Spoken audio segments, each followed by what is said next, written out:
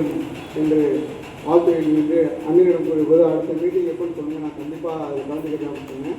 இதே போல் அந்த பொறுப்பாளர்கள் பதிவேற்றனாலும் திங்கக்கிழமைனால இன்றைக்கும் திங்கக்கிழமை தான் இருந்தாலும் இன்றைக்கி நான் அந்த நோயாளிகளை கொஞ்சம் வெயிட் பண்ணுங்க, ஒரு 10 நிமிஷத்தில் வந்துடுறேன் அப்படின்னு சொல்லிட்டு வந்தேன்.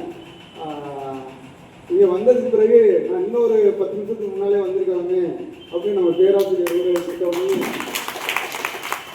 இந்த மாதிரி பேராசிரியர்கள் இருக்கக்கூடிய இந்த காலத்துலமா மாணவர்கள்லாம் தவறுகள் செய்கிறாங்க அப்படின்னு சந்தேகமாக இருக்குது. நான் உண்மையிலே ஏன்னா என்னோட ப்ரொஃபஷனலாக மருத்துவ பேராசிரியர் சொல்லுவாங்க, எங்கள் பசங்கள்லாம் அவங்கெல்லாம் படிச்சுவாங்க எல்லாமே மெரிட்டில் வருவாங்க தானே.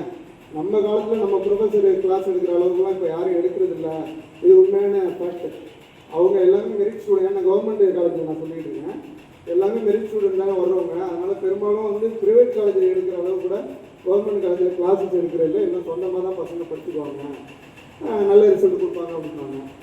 ஆனால் வந்து ஒரு அரசு உதவி பெறும் ஒரு கல்லூரியில் பேராசிரியர் இருந்துட்டு இன்றைக்கி இங்கே வந்து ஒரு அவேர்னஸ் விழிப்புணர்வு நிகழ்வு நடத்துனது.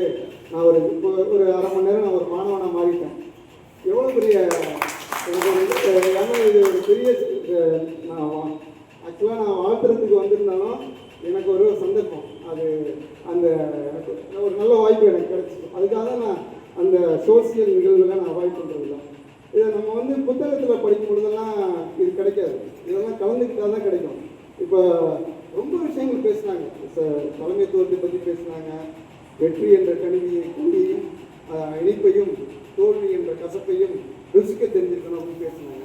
அதெல்லாம் வந்து இந்த மாதிரி நிகழ்ச்சியில் கலந்துக்கிட்டு தான் தெரியும். இல்லைன்னா நம்ம வெற்றியை பற்றி அந்த மமதையிலே திருவோம், அந்த தோல்விங்கிற ஒரு எப்போதுமே கசப்பாகவே எடுத்துக்கோம்.